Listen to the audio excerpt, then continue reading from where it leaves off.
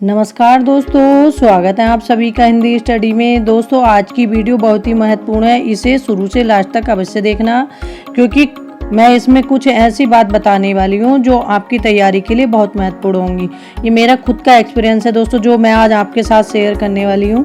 ठीक है दोस्तों, जैसे आपने स्क्रीन पे लिखा ही देखा होगा कि कोशिश करने वाले की कभी हार नहीं होती, लहरों से डर के नौका पार नहीं होती।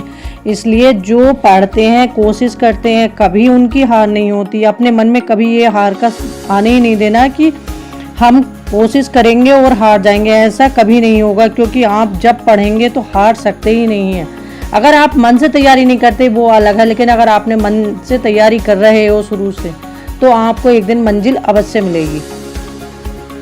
सबसे पहला पॉइंट है हमारा दोस्तों कि अपना सिलेबस पढ़ें।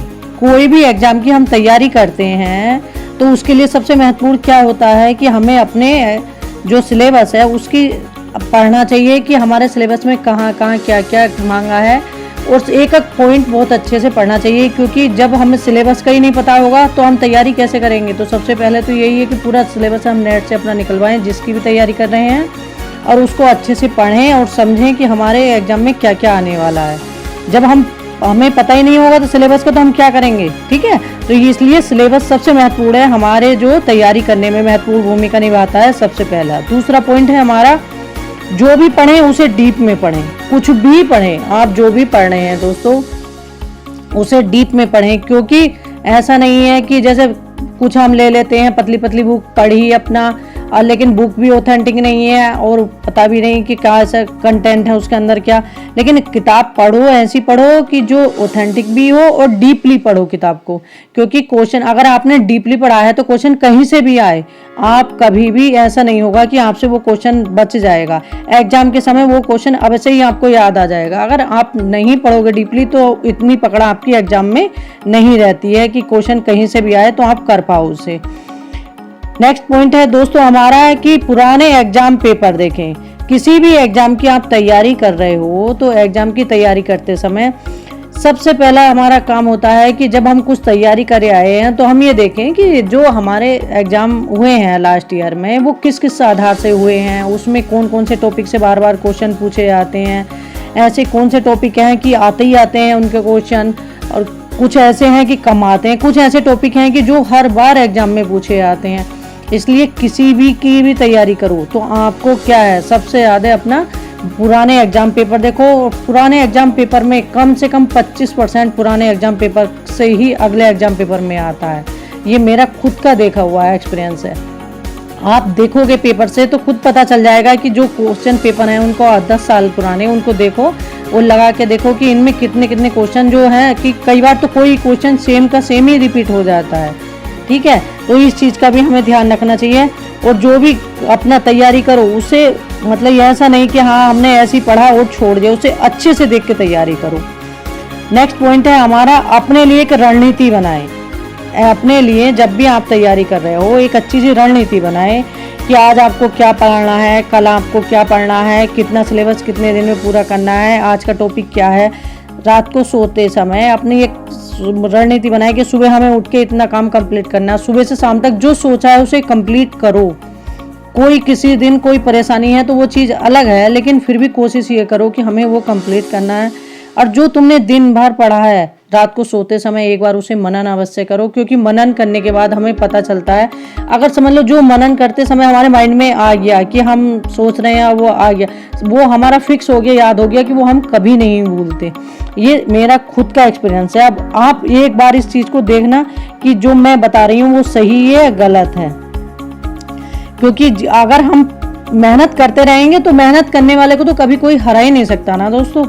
ठीक है, अगला पॉइंट है हमारा, एग्जाम के समय प्रश्न को अच्छे से पढ़ें, क्योंकि एग्जाम में कुछ क्वेश्चन ऐसे होते हैं हमसे आते हैं लेकिन हम फिर भी गलत कर देते हैं। इसलिए क्वेश्चन को ध्यान से पढ़ें और अच्छे से पढ़ें। उसमें लिखा हुआ होता है क्वेश्चन में कई बार कि नहीं, और हमने आगे से क्वेश्चन पढ़ा और लास्ट में पढ़ा ही नहीं। अब नहीं के चक्कर में हमारा क्वेश्चन हो गया गलत।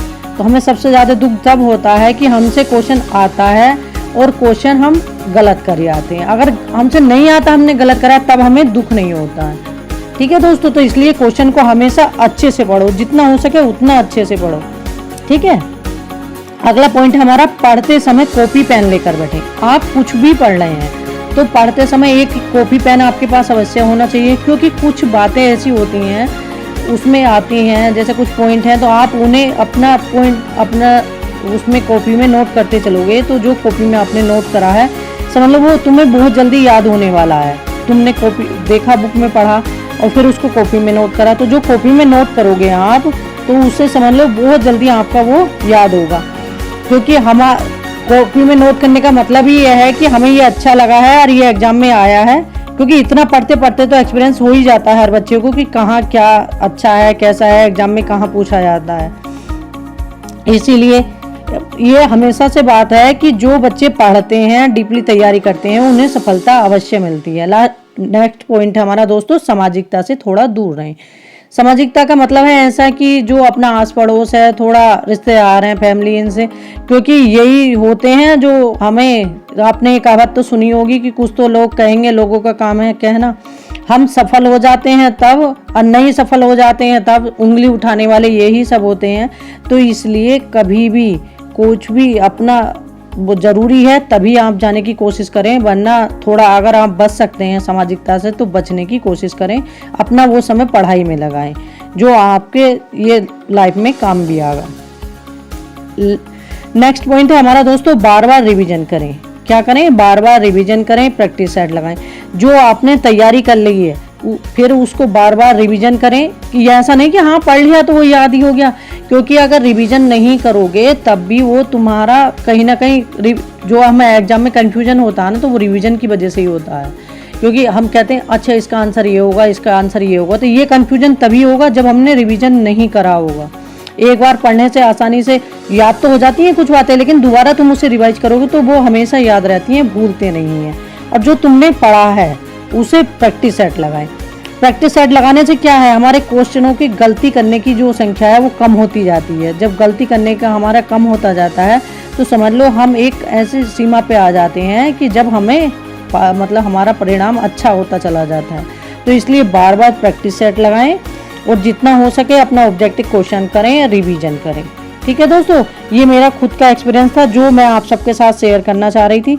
ठीक है, अगर इससे आपको कुछ भी सफलता अगर मिलती है, अगर इस वीडियो से आपको कहीं भी थोड़ा सा भी हेल्प मिलती है तो मैं समझूंगी कि मेरे वीडियो बनाने का मकसद सफल हो गया। थैंक यू दोस्तों मेरी वीडियो देखने के लिए।